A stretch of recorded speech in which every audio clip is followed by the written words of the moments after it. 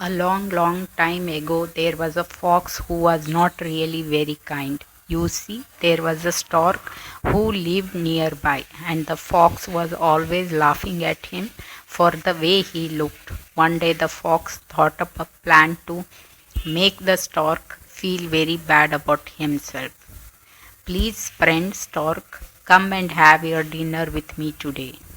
He smiled to himself, thinking about the trick he was going to play on the poor old stork.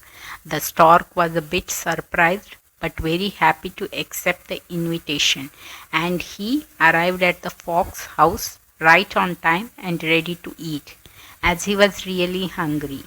The fox bustled about and he served up some soup, but the soup was in a very shallow dish. He tried as hard as he could, but all the stork could do was dip the tip of his long bill into it. He couldn't get even the littlest drop of the soup. Of course, the fox lapped up his soup very easily and kept saying how delicious it was, which made the stork a bit upset. The poor hungry stork had a very nice nature, and he was not a creature to lose his temper very easily.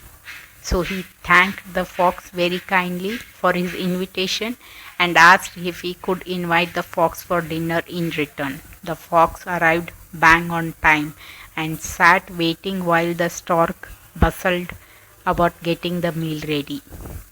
He brought out a delicious smelling dinner fish, and the fox licked his lips, but the stork had served the fish in a long, tall jar that had a very narrow neck.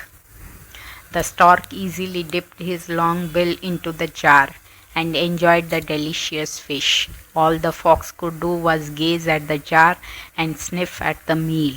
He really lost his temper at this, but the stork stood up and told him the moral of this story. Tricking people is unkind, and you should always treat other people the way you would like to them to treat you.